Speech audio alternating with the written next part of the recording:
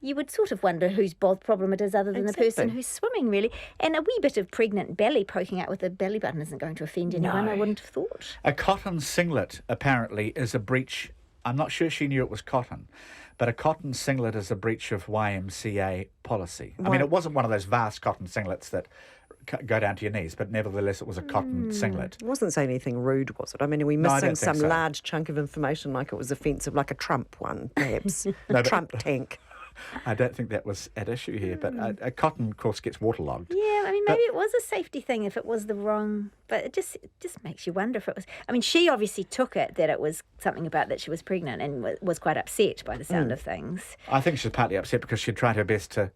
be decent. Yeah, and exactly. It seems a bit unfortunate.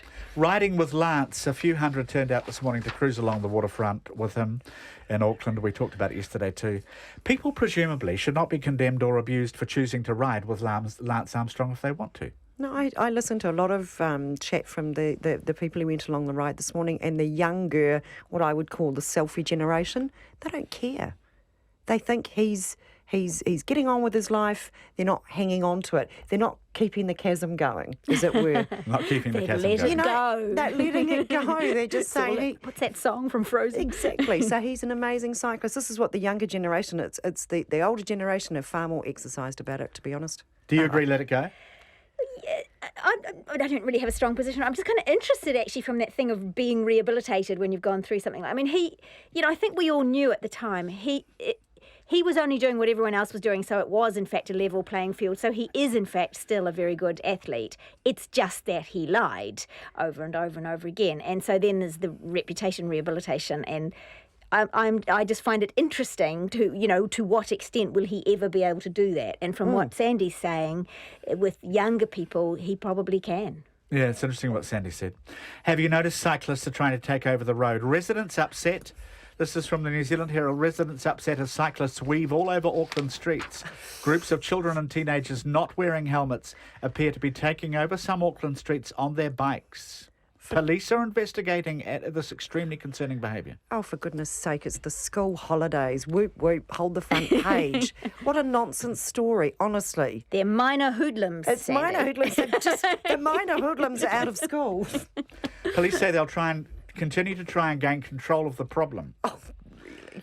Are you and the cyclists are becoming a nuisance camp, or are you and the more cyclists, the better on our roads? We've got to save the planet and get fitter. I have a bit of a conflict because I'm the pedestrian and I have my moments with some of the dodgy cyclist behaviour. But in general, I think we should be welcoming to our cyclists and try and save the planet. And I don't think that we can hold this particular happening against cyclists in general, because this basically just sounds like a bunch of sort of bad egg, to use wilder people dialect.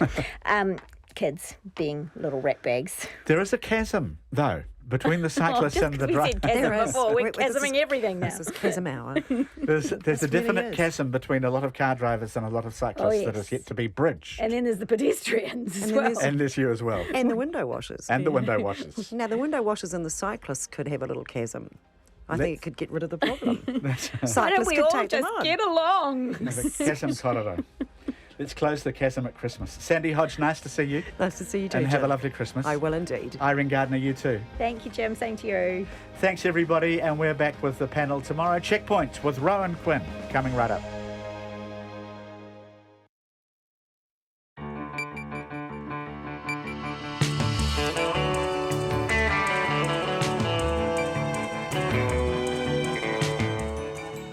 Kia ora everyone, I'm Rowan Quinn, and on behalf of our excellent team, haere mai, welcome to Checkpoint on RNZ National. Tonight, at least 12 people are dead and almost 50 injured after a suspected terror attack in the German capital of Berlin. The incident bore chilling similarities to the Nice attack on Bastille Day. The world reacts to the assassination of the Russian ambassador to Turkey. Andrei Karlov was gunned down at an art exhibition in Ankara by an off-duty police officer. The Wellington City Council asked the owners of 80 buildings to carry out further earthquake testing. Paula Bennett says she's a feminist most days, but what does our Prime Minister make of it? And we go cycling with Lance Armstrong. RNZ News at 5. Kia ora, good afternoon. Ko Katrina Batanaho. An international arrest warrant is being sought for a Filipino babysitter charged with murder over the death of a Southland toddler.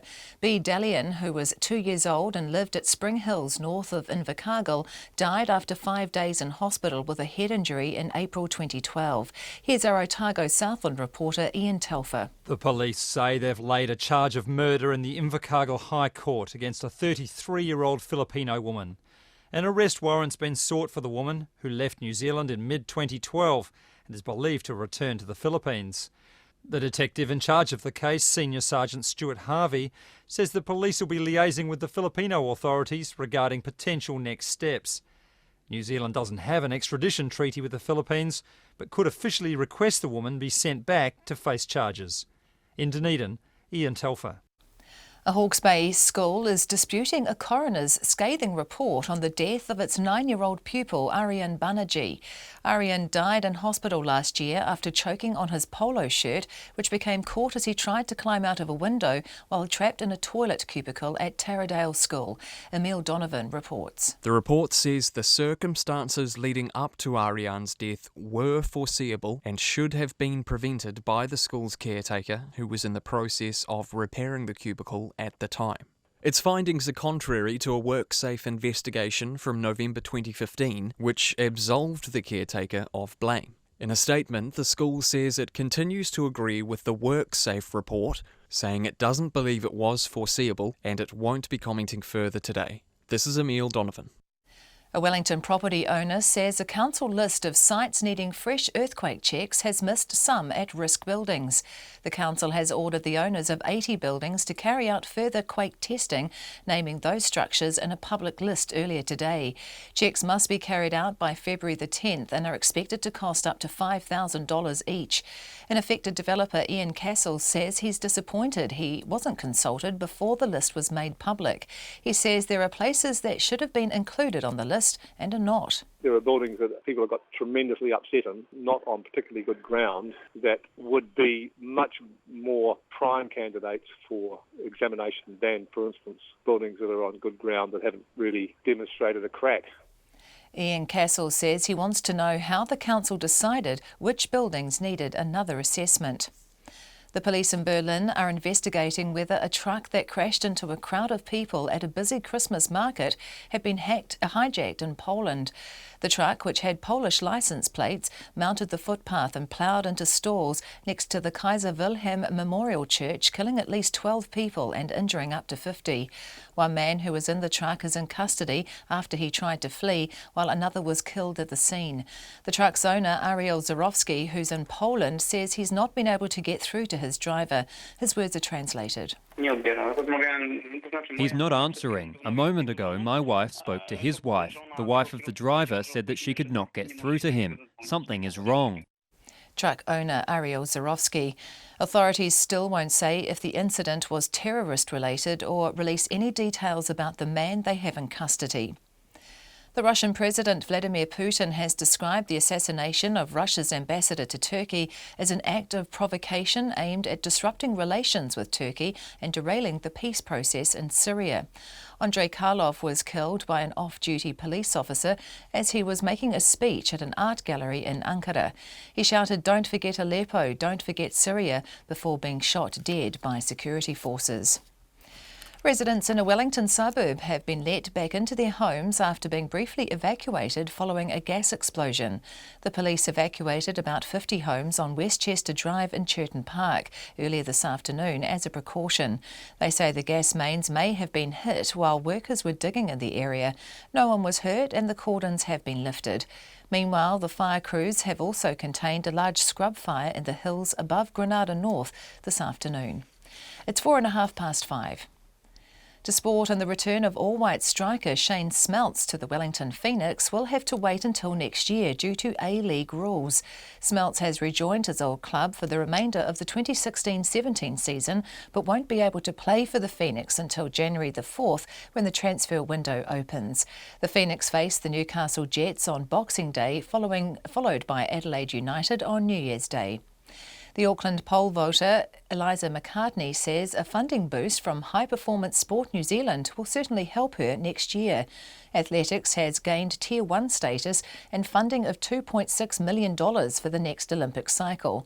McCartney, a bronze medalist at Rio, will now be a regular in next season's Diamond League and says the extra money will hopefully let her coach Jeremy McCall attend. I can go to all these competitions, but I need him to come with me because it's such a technical sport that I need somebody in the crowd to help me and who can see what I'm doing from the outside. So things like that, the increased funding can really help us.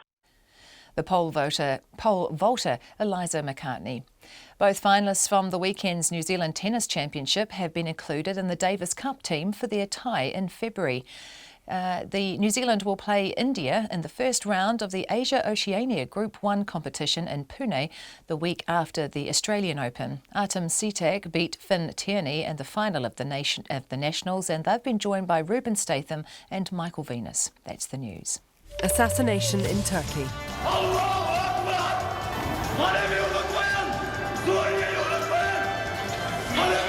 Fairweather feminist. I look most days. You know, there's some days when I don't even really think about it and I'm getting on and being busy, but I still get a bit worked up about some of the unfairness that I see. Coping with Christmas. Bloody rat race, yeah, it stresses me out. They were bloody commercialised, simple as. Counting down the days to Christmas, Susie Ferguson and Guy Ennis for the Morning Report, weekdays from 6.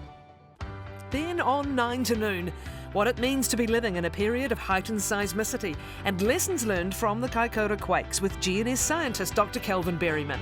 And after 10, The Big Short and Moneyball author Michael Lewis on whether we should trust our gut when faced with risk and uncertainty. Join me, Catherine Ryan, on 9 to noon after Morning Report on RNZ National. Met Service weather through to midnight tomorrow. Northland and Coromandel Peninsula and Bay of Plenty fine today. Isolated showers developing in Northland tomorrow morning and elsewhere later. Auckland to Taranaki, also central high country, fine today. Isolated afternoon and evening showers inland tomorrow. Whanganui to Wellington, also Gisborne to Wairarapa, mainly fine. However, tomorrow, cloudy periods morning and evening about Kapiti in Wellington and isolated afternoon and evening showers inland for Gisborne and Hawke's Bay. Nelson, Marlborough and Canterbury, fine apart from high cloud increasing later tomorrow. Buller to Fiordland, fine today apart from evening drizzle for Fiordland. Rain tomorrow morning for Fiordland with heavy falls spreading into Westland later with drizzle developing in Buller. Otago and Southland fine today, rain developing about the Western Ranges tomorrow afternoon and evening with scattered falls further east. And for the Chatham Islands, fine. It's 5:08 and you're listening to Checkpoint. Thanks, Katrina. We begin tonight in Germany, where a festive scene was turned into chaos. A truck mounted the footpath and ploughed into a Christmas market in Berlin, killing at least 12 people and injuring up to 50. The police are investigating whether the truck had been hijacked in Poland. So far, authorities won't confirm it's terror-related, but say indications are it was deliberate. Here's the BBC's Greg Dawson. Beneath the lights of the Christmas market, investigators examine the articulated lorry that has caused so much death and destruction. It was loaded with steel beams when it ploughed into the crowds. Just moments earlier, people had been eating, drinking and shopping. Rhys Meredith from Cardiff was visiting the market with his girlfriend. You know, we've heard it knocking down the stalls at an amazing rate of knots, and you know, there was no skidding wheels, or there was clearly no attempt to try and slow down, despite him veering out of the market. The driver of the lorry fled on foot, but a man was arrested nearby shortly afterwards. Police say a second person who was also inside the vehicle died at the scene. The lorry belonged to a Polish company. The owner insists his driver couldn't have been responsible. The person who was driving and jumped out of the truck was not my driver. I can vouch for my driver. They did something to him and hijacked his truck. At least 50 people are injured, some of them critically, and it's thought the death toll may rise. It is terrible to witness this. I had hoped we would never experience something like this here in Berlin.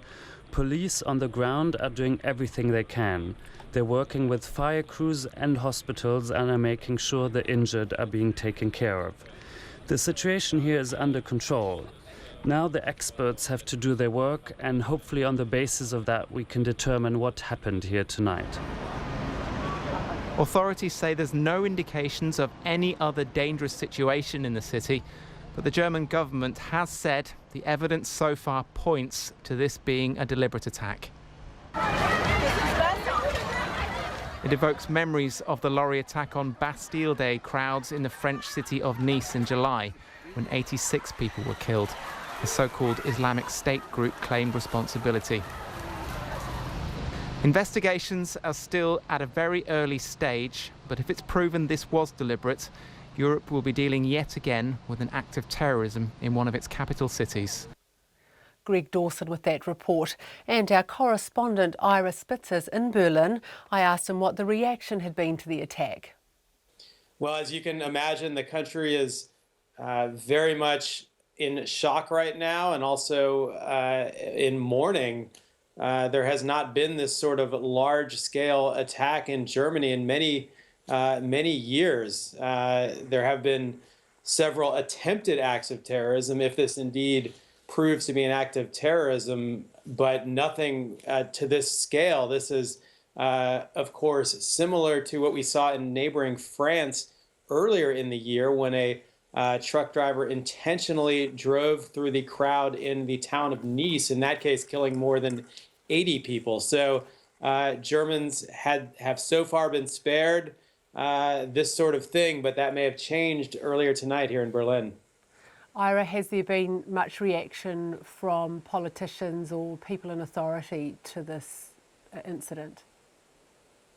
Well, here domestically in Germany, there has been a push from local officials to withhold judgment onto whether we can call this an attack. In fact, the Interior Minister, Thomas de Maizière, did say he did not want to use the word attack, while at the same time saying that many signs pointed to such a thing. So kind of a fine line here, at least tonight, until more information comes out. However, we've seen some response from the United States. The President Barack Obama's White House made a statement in which they referenced that this was an act of terror, a deliberate act, is what they said. And so that is definitely something to consider in sort of trying to piece together what happened here. Also, President-elect Donald Trump referencing this attack as well. So we've seen a reaction around the world to the events in Berlin, and indeed all eyes are on Berlin right now to see if this could be the next epicenter for an act of terror.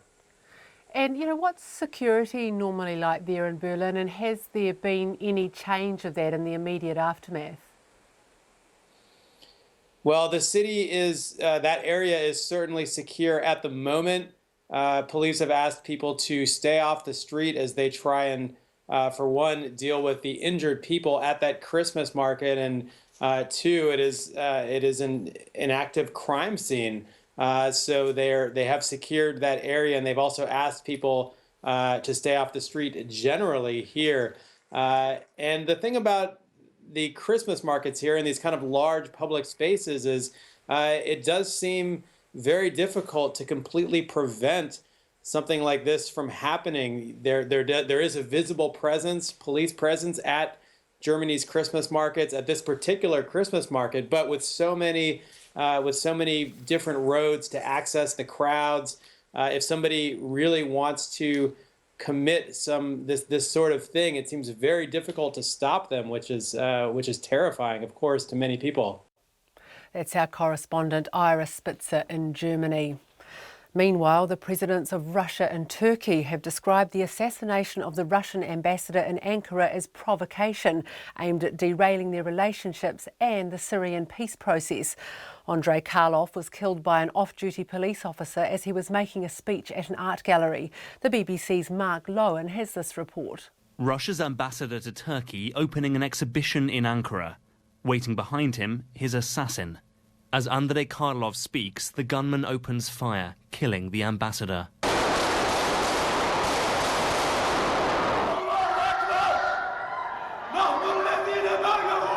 He screams Allahu Akbar, God is greatest, before in Turkish, don't forget about Aleppo, don't forget about Syria. So long as they aren't safe, you won't taste safety either. As the attacker was shot dead by police, the ambassador was rushed to hospital. His wife was led out, clearly shaken. Soon after, Andrei Karlov succumbed to his injuries. The gunman was named by the authorities as a Turkish police officer, Mert Altintas, born in 1994. He'd been working for the riot police for 2.5 years. His sister and mother have been detained. 62-year-old Andrei Karlov had 40 years of diplomatic experience, ambassador in Ankara since 2013. He handled difficult relations. Russia and Turkey have been on opposite sides of Syria's war, but a recent rapprochement between the two halted the fighting in Aleppo. President Erdogan said it wouldn't be thrown off course.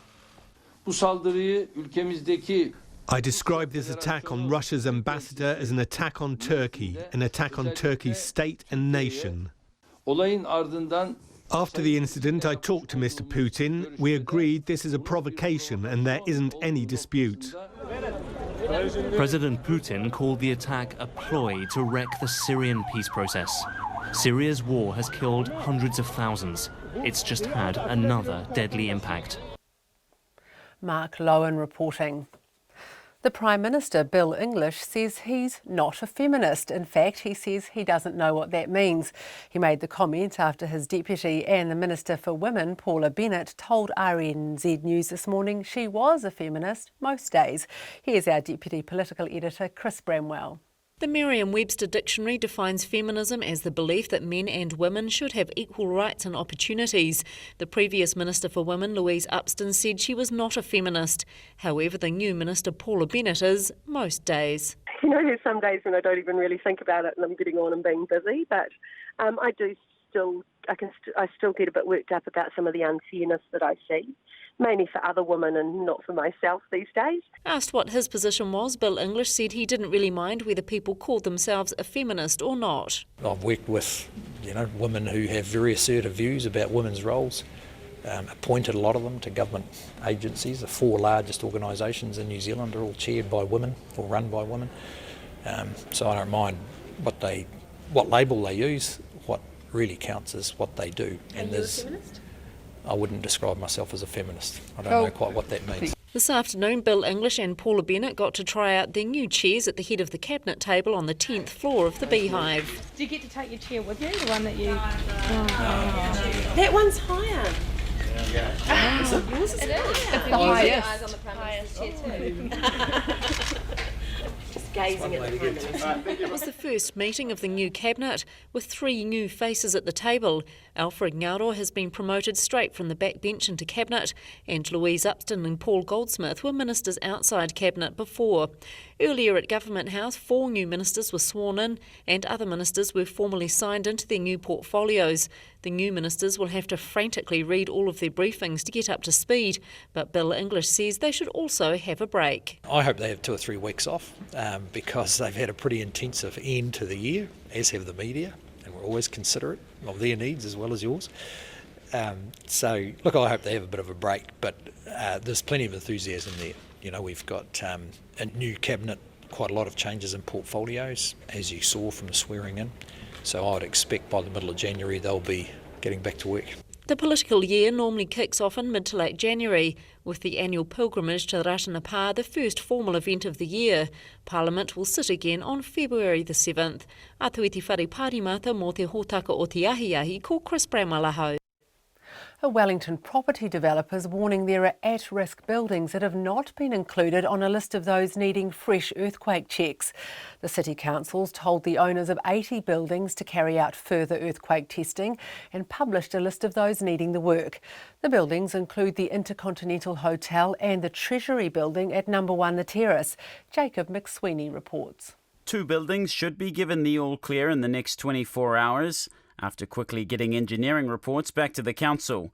It says owners do not want to have their buildings under a cloud and are moving quickly to remove any uncertainty. Ian Castles is the managing director of the Wellington company, which owns property needing further assessment, such as the Sharp building on Taranaki Street. He's disappointed he wasn't consulted before the list was released today. It's a bit scattergun and it may not have got, oddly enough, as much as it should have done. So I'm disappointed that I wasn't involved in the conversation or that our engineers weren't. I mean, I imagine there was a group of engineers that worked out what the most probable target was and set the parameters. But I'm just questioning whether that is dead right. As I say, the ambition and the idea was right, but the execution might not be quite right. Mr. Castles wants to know how the council decided which buildings needed another look. While he wouldn't name them, he says there are places that should have been included on the list. I can't really name them because it wouldn't be right. I think there are buildings that people have got tremendously upset in, not on particularly good ground, that would be much more prime candidates for examination than, for instance, buildings that are on good ground that haven't really demonstrated a crack. The council's recovery manager, Mike Mendonça, says he's prepared to discuss the issue with Mr. Castles, but doubts any more properties will be added to the list.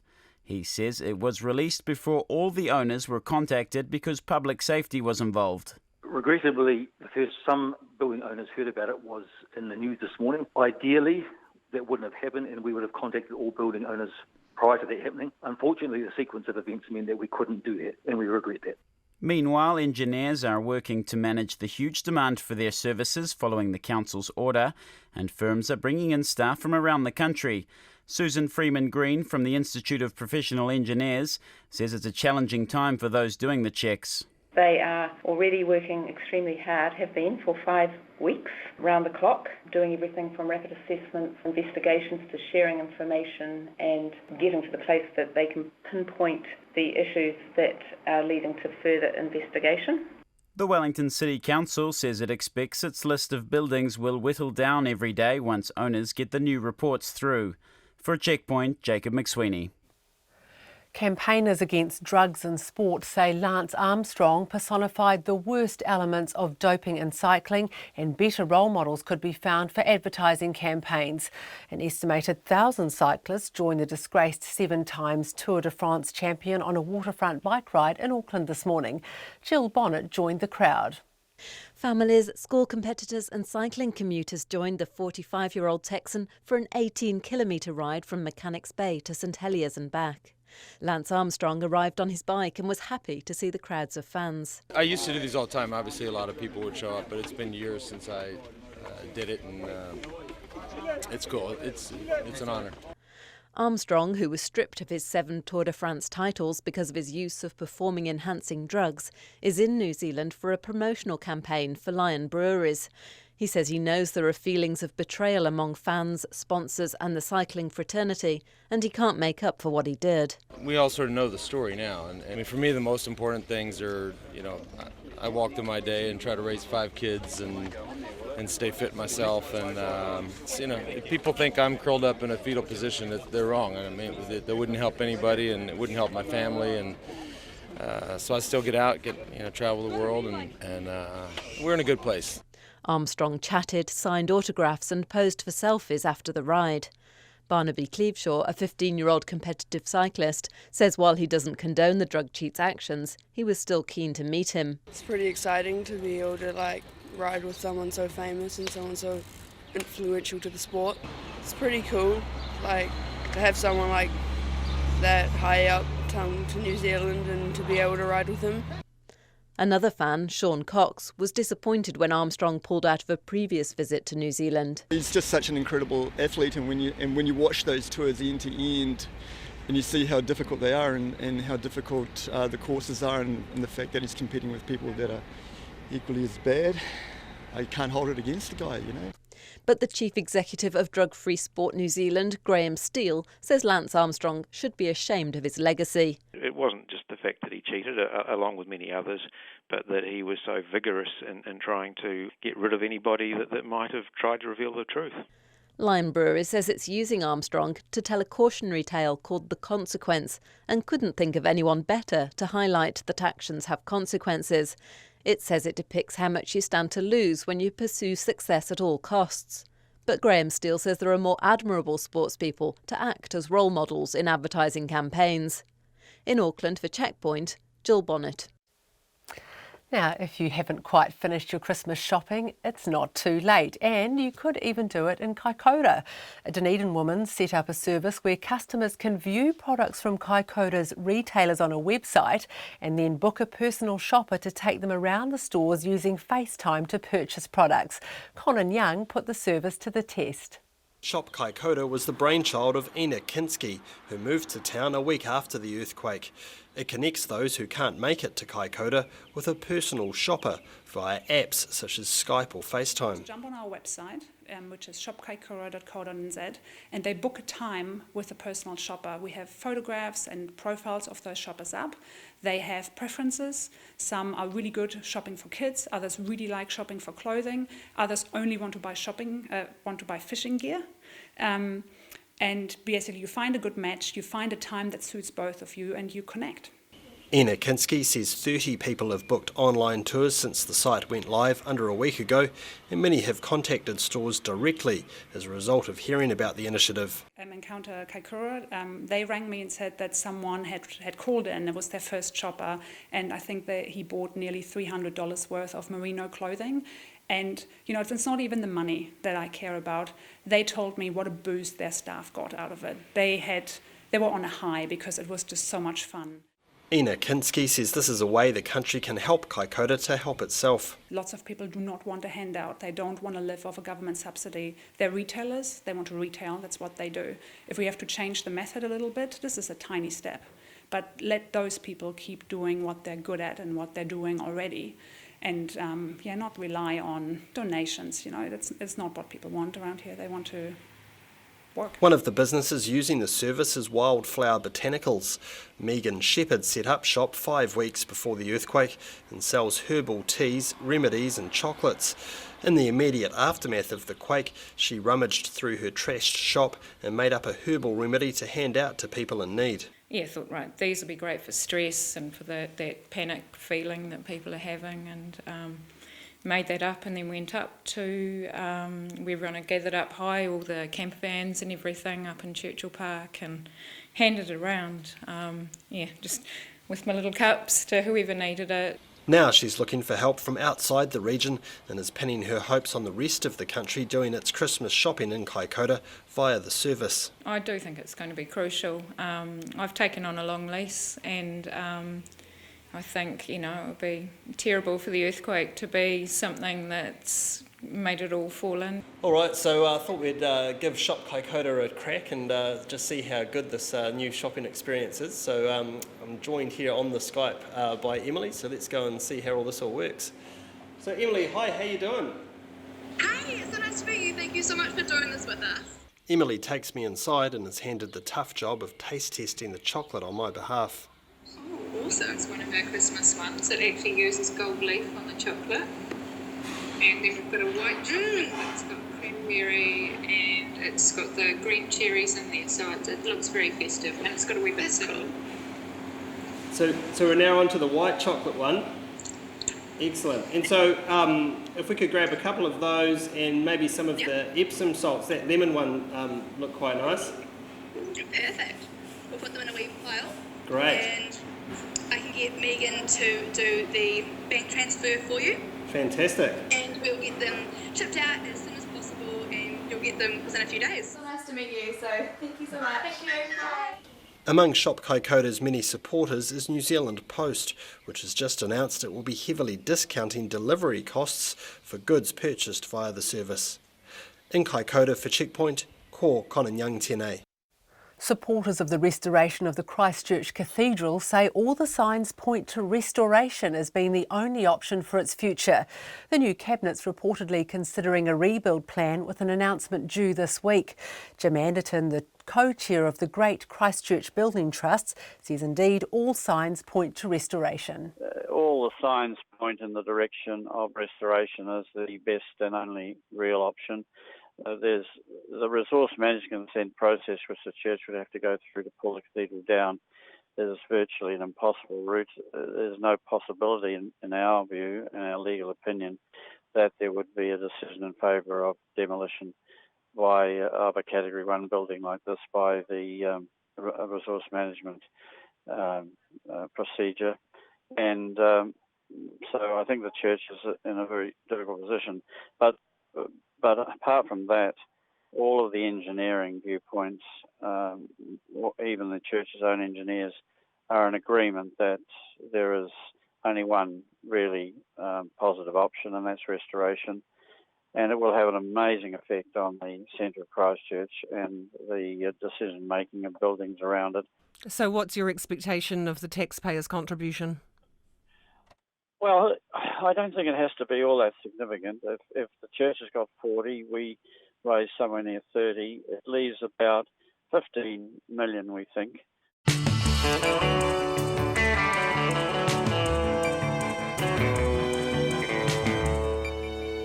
Coming up, John Campbell looks back at some of the biggest news stories for 2016, but first here's Katrina Batten with the headlines. An international arrest warrant is being sought for a Filipino babysitter charged with murder over the death of a Southland toddler. B. Dalian, who was 2 years old and lived at Spring Hills north of Invercargill, died after 5 days in hospital with a head injury in April 2012.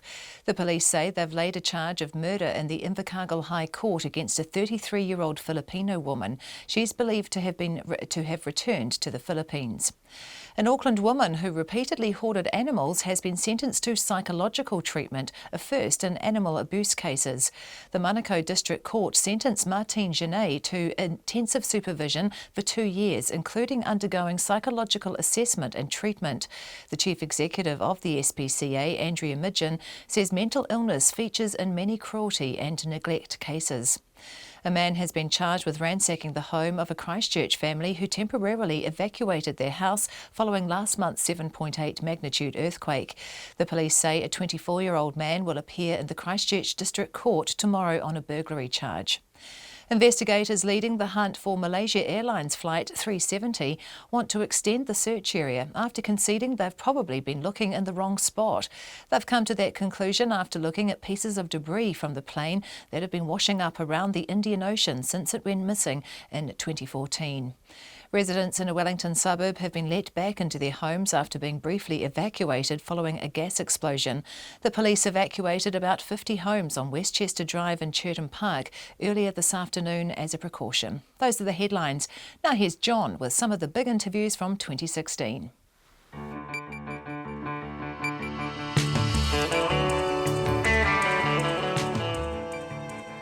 Right, welcome back everyone as we continue our review of 2016. One of the biggest health stories this year was the battle by stage 4 melanoma sufferers for a publicly funded immunotherapy treatment in New Zealand. Unlike many other countries, including Australia of course, no publicly funded immunotherapy drug was available here. So melanoma sufferer Lisa Renwick took up a very personal fight. The Tauranga teacher was diagnosed with stage 4 melanoma in May 2015 and given just weeks to live. But Lisa and her family weren't going to give up. She cashed in her retirement savings to pay for Katrina privately at a cost of about $150,000 a year and then took a petition to Parliament. That petition was delivered in March, but before that she came into our Auckland studio accompanied by 22-year-old architecture student Jeffrey Patterson. Jeff was also terminal and was also fundraising for Katrina to try to save his life. I did have a melanoma removed from my back in 2010, but it was extremely shallow, like less than a millimetre. So when I started to feel a little ill back in May of last year, I just thought I'd picked up a tummy bug. Within a couple of days, I was in hospital. My abdomen swelled to the point that I looked like I was in the 3rd trimester of pregnancy because it was filling with fluid. I didn't know what was wrong with me. And they took some tests, did some scans, took a biopsy, and a few days after that came in and said, "We're really sorry, but you have stage 4 metastatic melanoma. There's absolutely nothing we can do for you, and you'll probably be dead within a few weeks." They said it to you that bluntly? That absolutely? They were, to be fair, they were calm, but they had a message to deliver. And that was that you had a few weeks to live? Yes. But why are you alive? Why are you alive when you were told that you would be dead months ago? Well, actually, stepping away from the drug for a moment, I'm alive because of my family, because of my husband, and because of his advocacy.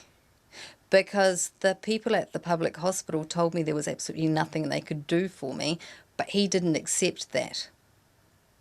So he was the one who sought out information. He was the one who rang the private clinic after being told to by the people at the public hospital. He was the one who, when I was discharged from hospital, threw me in the car and drove me to Auckland, even though I was sick. He was the one who demanded that they test my cancer for the BRAF gene, and he was the one who walked to the oncologist with a cheque for $12,000 for the drugs. That's why I'm still alive. $12,000 gets you drugs for how long? A month. But we were lucky, you see, because when he went in with that cheque for $12,000, they told him that that first drug, the gene therapy drug, that we'd actually got in on the compassionate consideration program. Right, now this is a beginner's guide, and Jeff, who is sitting beside me for people listening on the radio who can't see this, we're going to talk to you in a moment, Jeff, but I'm going to stick with Lisa because I want to hear your story. This is a beginner's guide. So the first drug you used kind of whacks the cancer but doesn't beat it for good, is that? In my case, it whacked the cancer hugely. My family and my friends kept me alive for the time it took for the drug to start working. They rostered themselves on and they fed me once an hour a spoonful of food, which, if you can imagine how quickly I got sick, that was all I could take. And within probably a week of taking that drug, I was able to get out of bed. Name the drug for me. Dabrafenib. And what do you call it, you two? Because you shorten it, don't you? Call it BRAF. BRAF, okay. Can we call it BRAF from now on because I can't remember how to even say the other thing. Say it again, Lisa. Dabrafenib. Okay. So after dabrafenib, you went to Keytruda, and that's what you're on now? Yes, I took dabrafenib for 5 months. It was a really hard decision to stop taking it and to move on to Keytruda or pembrolizumab because it had worked so well for me, because it had saved me, because it had sent me into full remission, but I knew that it was going to stop working. So hold on a sec. You were told you were going to die, and then you had full remission. Oh, I was told I was going to die in May, and in August I had a scan and was told that there was no sign of the cancer, that I'd gone into full remission, that it was all gone. And that drug is not publicly funded in New Zealand. There is no publicly funded effective treatment for melanoma in New Zealand. There is no option but to go private if you want to live. The only thing offered by the public hospitals is palliative care. I got a lot of morphine from the public hospital, but no treatment. Jeff, can I come to you? How old are you?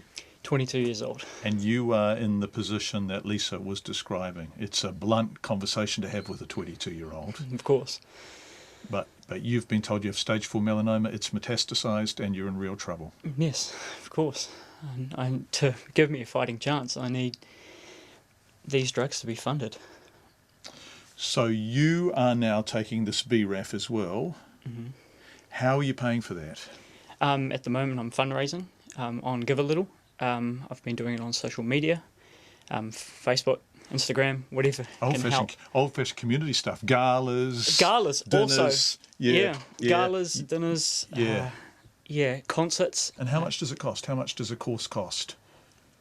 For the BRAFs that I'm on at the moment, it is $10,000 every month. Forgive me, because this is an awful conversation to have with a 22-year-old, but I think it's important that we're upfront about this. Were you told you were terminally ill? Or that it was... They never used the word terminal, but stage 4 I knew. That's inoperable. What that meant. Inoperable. They told I had inoperable tumours in my lungs. And then you had this drug, and what are those inoperable tumours in your lungs like now? Gone. Within 2 weeks, they were gone. And Lisa, yours are gone? Yes. And then, so that is an extraordinary short-term blow to your cancer. And then the long-term strategy, you think, is to use Keytruda, right? Yes. But Keytruda is extraordinarily expensive and is also not funded by Pharmac. Correct. And so, Lisa, you are now taking this petition down to Wellington to say, hey, fund this drug. That's right, because even though I don't like parting with the money, at least I can afford to pay. At least I'm being treated. But every day I meet people like Jeff who look at me and say, but how are you getting this drug? And I have to say to them, well, I'm paying. How much does it cost you? It's costing us $8,500 every 3 weeks. Wow. And Jeff, you don't have that, do you? You're 22-year-old, large Not even family. out of uni yet. No. And your wonderful mum who was sitting through there and who was supporting you, she doesn't have that money. No.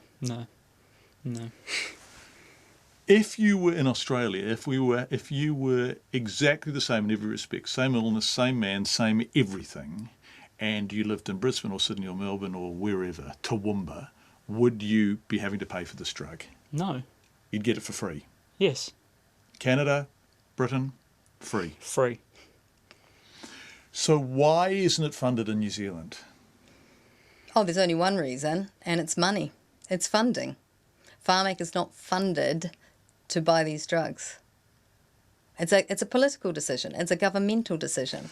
It's the cake decision, and it's the classic unsentimental cake decision, and that is you have a health budget and you have to cut it up and distribute it, and you have to leave some stuff out. Why do you think they shouldn't leave Keytruda out? Because at the moment, melanoma patients are not getting any share of that cake. And we have the highest rate of melanoma in the world. Exactly. I mean, in the past, there was an excuse. There was no treatment.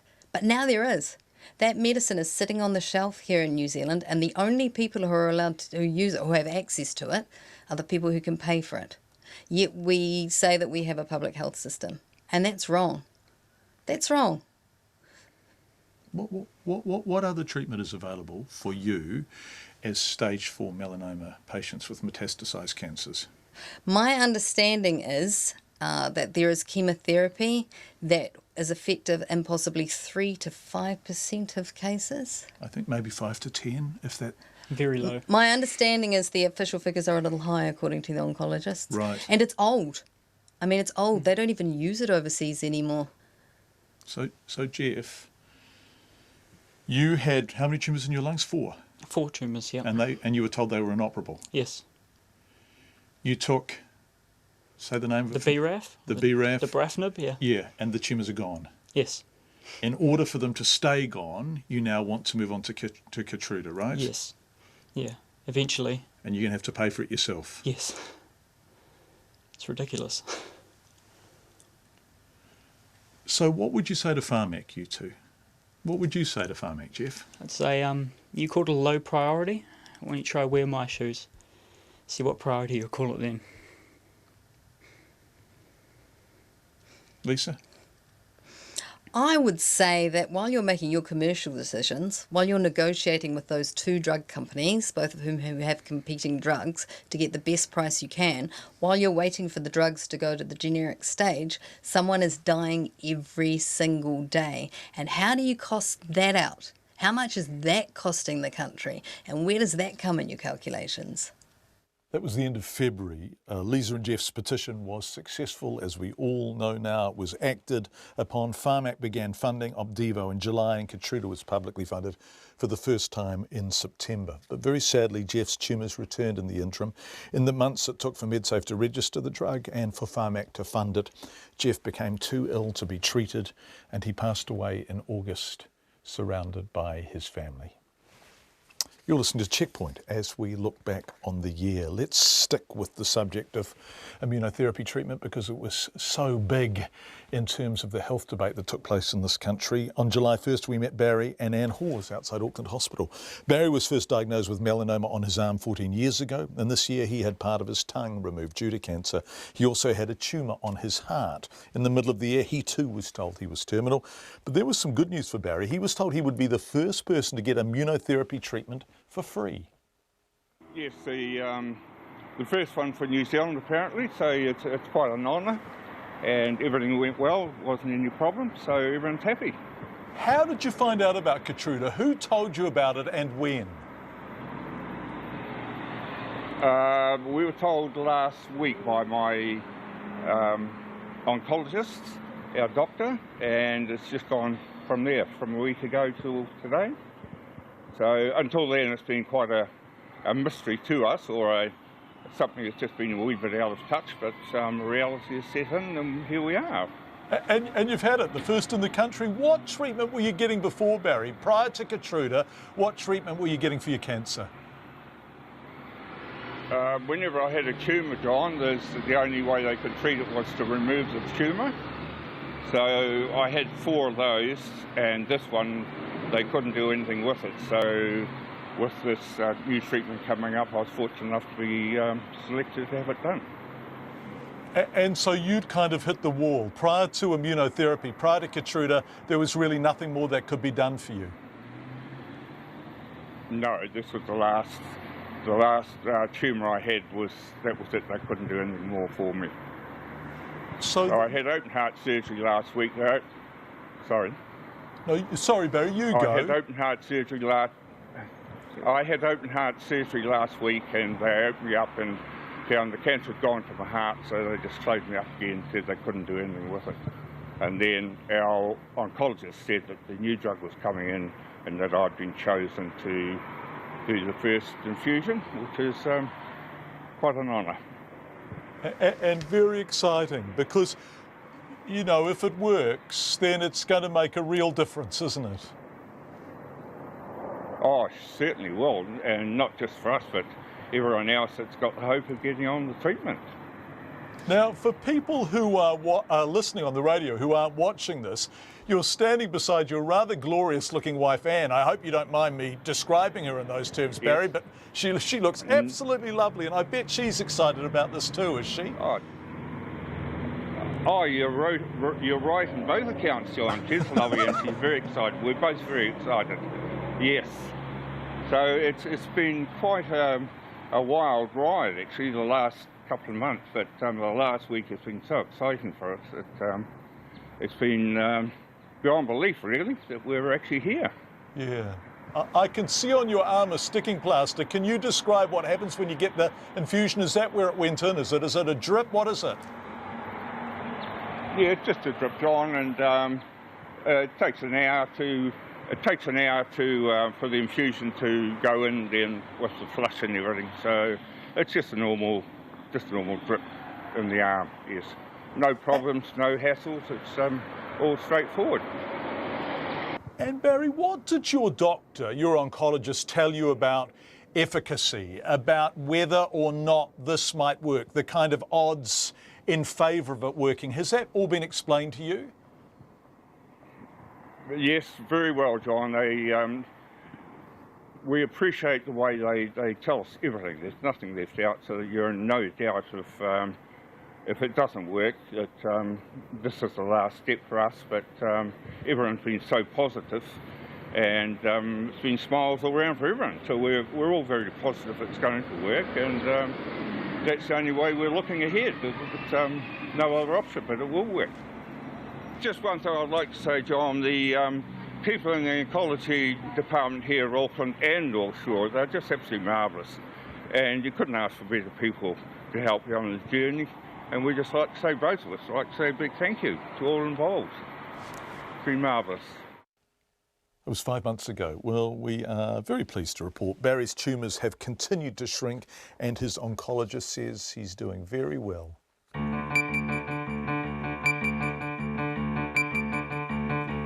One of the more tragic local stories this year was the murder of kawhia couple Mona Tuwhangai and Morris O'Donnell by Ross Bremner, a man they had never met.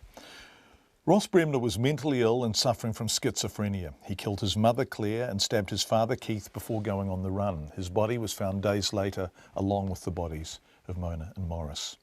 In the days that followed, Mona and Morris were repeatedly referred to as Ross Bremner's elderly victims, and there was little more than that said about them. So their daughter, Jo Kukutai, wrote an open letter describing her parents, their lives, their marriage, their jobs, her mum's fluency in Māori, her dad's lifetime membership of this fire service, the details that make us three-dimensional and whole. It was very moving. And Jo grieved with the Bremner family, offering forgiveness and love. Remarkable. It was an act so at odds with the random and inexplicable violence of her parents' death. And then Jo, her husband and their children went to the coast to heal, saying nothing more until they invited us to join them for lunch. We began with Jo seated at the table, a photo at her side. Who have you got with you there? Oh, so this is my dad, Morris O'Donnell, and my mum, Mona Tūwhāngai. And you wrote the letter to remind us who they were, right? Yeah. Yeah, that's definitely why I did the letter. Prior to all of this, my parents were people, and I wanted the rest of New Zealand to know that they were people. I wanted the rest of New Zealand to know who they were, not who they became once they were killed. So the letter was an opportunity for me to just speak to that, to just give them an identity where the tragedy kind of masked that. It just covered it, shadowed it, and my parents were pretty much forgotten about who they were. So that was the main reason behind it. Yesterday we went to interview Jo Kukutai about her letter and her parents, and we ended up eating whitebait. We found some on the way, local stuff and local eggs. Jo made it for us, but not for herself or her family, so I got into the kitchen and whipped some up. Oh, you're going the full hog, aren't Well, there's got to be enough for everyone. Look at the whitebait in there. Oh, wow. What can I say? That's amazing. Just eat in with me. That is just amazing.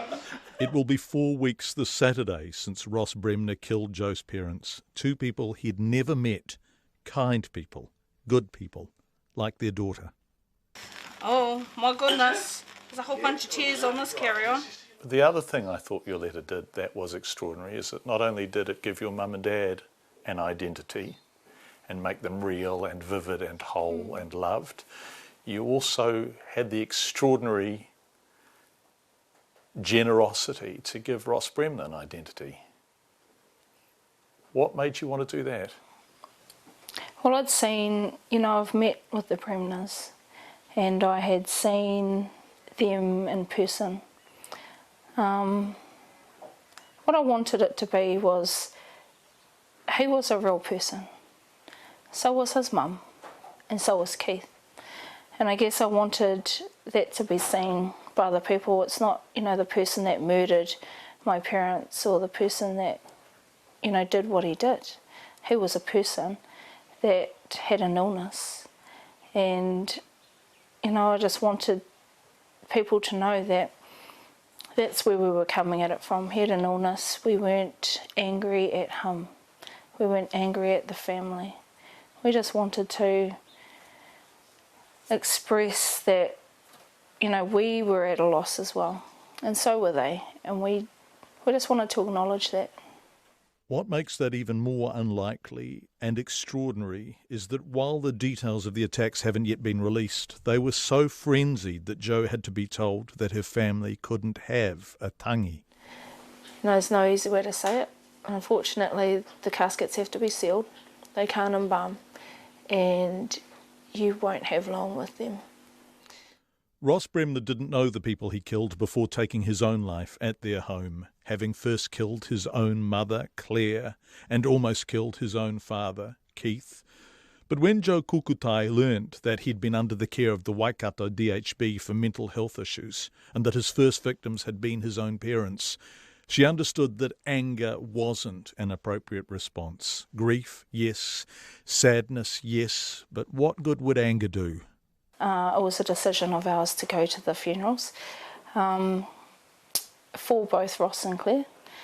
It was a decision for us to honour them in their lives, the same way that we honoured Mum and Dad the week before. The Bremner family are a lovely family, and they are suffering just like we are.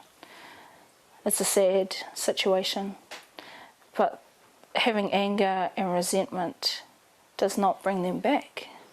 Having anger and resentment doesn't fix anything. So I guess we've chosen forgiveness, and that's helped us to get through this.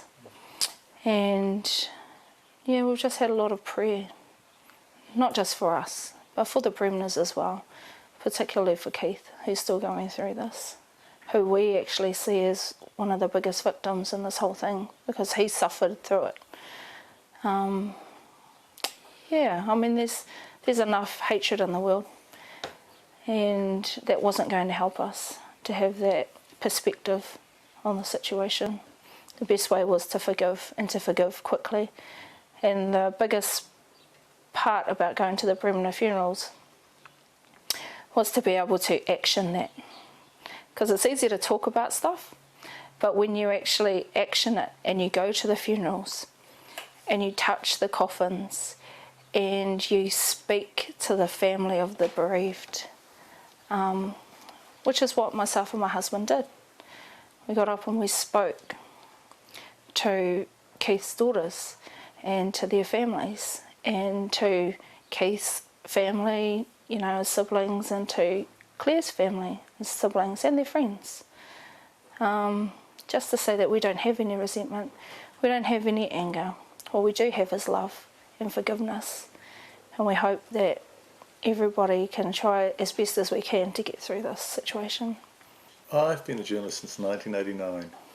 It's a long time. And I don't recall many situations in which I've heard people say stuff like this. And I think that's why your open letter was so powerful, because you expressed this extraordinary love. Why did you want to write it? Yeah, a lot of it was around just giving my parents an identity, just giving people an understanding about who they were. Because I think with the situation as it transpired, it's hard for people to see them in any other way.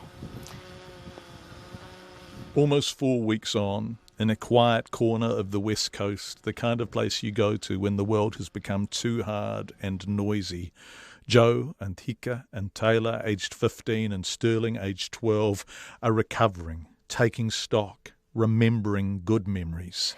My dad and I went overseas. We travelled the world doing kapahaka, and my dad came as one of his proudest moments, going overseas. And so much to look back on. The encouragement. They were very supportive of me throughout my life. Joe thrived with such support, aiming high and getting there. I've studied law, I've studied IT, and I'm studying social sciences at the moment, masters. If Joe has any questions, any sense of something unexplained, it's how Ross Bremner could be so unwell and not more closely supervised. Obviously in the last few weeks since I buried my parents, I've wanted to know. I want to know, why there were 5 people who were personally affected by this tragedy. I'm speaking about Keith Bremner, Claire Bremner, Ross Bremner, my mum, Mona Tufangai, my dad, Morris O'Donnell. 4 of those people are now dead. Really, all it took was one person to be helped. Ross Bremner. He had an illness, and I certainly have the questions about why did this happen? Who perhaps didn't do what they should have done? What could have been done to have avoided this? Because I think that their deaths were all avoidable, to be honest, and I don't understand why we're in this situation. As we speak, Hika, Taylor and Sterling look on. A family. Mona and Morris are on the table with us. Half a century together. A marriage that endured. We break for lunch. Hika says a prayer. The sun is shining. Mona and Morris would have loved this, says their daughter, gently reminding us that their life is not defined by their death, that they are more than murder victims. They're just really humble, down-to-earth, good-natured people. That was my parents. You're proud of them, eh? Oh, I totally am. I totally am. They must be so proud of you. I can only hope so. I mean, they were... they supported me through everything. They supported me through my life. They supported me through the birth of my children. They supported me, me and my husband. They've been really supportive of us through our whole lives. And so we can only but thank them for what they've done for us. Yeah. And that's it from us. As we look back over the year, we will have more in our year in review tomorrow night after the news headlines at 5:30-ish. Always a movable feast, the news headlines. Thank you for being with us on behalf of me, our wonderful team, and Rowan. Have a great night.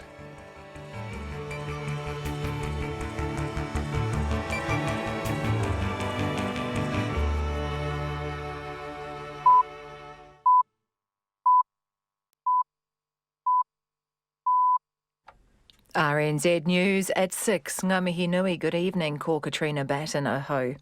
New Zealand Police will liaise with Filipino authorities after charging a babysitter who left New Zealand 4 years ago with the murder of a Southland toddler. B. Delian, who was 2 years old and lived at Spring Hills north of Invercargill, died after 5 days in hospital with a head injury in April 2012. The police say they've laid a murder charge against a 33-year-old Filipino woman in the Invercargill High Court. An arrest warrant has also been sought for the woman who left New Zealand in mid-2012 and is believed to have returned to the Philippines. Senior Sergeant Stuart Harvey says the police will be liaising with the Philippines regarding potential next steps. New Zealand does not have an extradition treaty with that country, but could officially request the woman be sent back to face charges. The police in Berlin are investigating whether a truck that